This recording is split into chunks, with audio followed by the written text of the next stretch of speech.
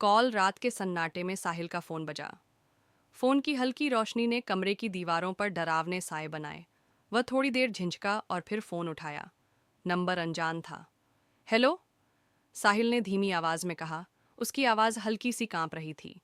दूसरी तरफ से एक हल्की सरसराहट और फिर एक टूटी फूटी आवाज सुनाई दी। मदद करो साहिल, मैं फंसा हुआ हूँ। साहिल का दिल तेजी से धड़कने लगा। तुम कौन हो? मेरा नाम कैसे जानते हो? आवाज कांपते हुए बोली। मेरे पास ज्यादा समय नहीं है, उसे मुझे मत ढूंढने देना। फोन अचानक कट गया। साहिल स्क्रीन को घूरता रहा। उसके रोंगटे खड़े हो गए। अगली सुबह साहिल ने खुद को यकीन दिलाने की कोशिश की कि यह बस एक मजाक था, लेकिन जब उसने फ़ोन खोला तो एक खौफनाक संदेश उसका इंतज़ार कर रहा था। तुम्हें मेरी मदद करनी थी। संदेश के साथ एक फ़ोटो थी, उसके अपार्टमेंट की। फ़ोटो उसकी खिड़की के बाहर से ली गई थी।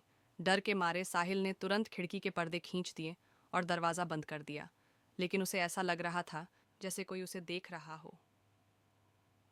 उस रात जब साहिल अपने सोफे पर बैठा था और टीवी की आवाज़ से खुद को सहज करने की कोशिश कर रहा था, दरवाजे पर जोर की दस्तक हुई। 3 बार, धीरे धीरे लेकिन साफ। साहिल सन्न रह गया। उसने समय देखा। रात के 2:47। उसने ऊंची आवाज़ में पूछा। खामोशी। फिर एक और दस्तक, इस बार और तेज़। साहिल ने हिम्मत जुटाकर एक टॉर्च उठाई और दरवाज़ा खोला। हॉल खाली था, लेकिन उसने फर्श पर कुछ देखा। कीचड़ के निशान जो उसके दरवाजे तक जा रहे थे। ने दरवाज़ा बंद किया और आईने की तरफ देखा, लेकिन आईने में उसकी जगह कोई और था। आईने में मौजूद व्यक्ति मुस्कुरा रहा था। उसकी आंखें गहरी और खाली थीं। देर हो चुकी है, वह धीरे से बोला।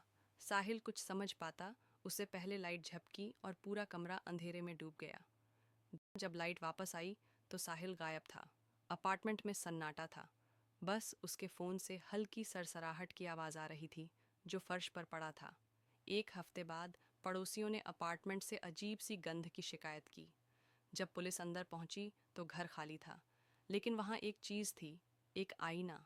आईने की दरारों में साहिल का डर से भरा चेहरा दिखाई दे रहा था, जो अंदर से शीशे पर दस्तक दे रहा था।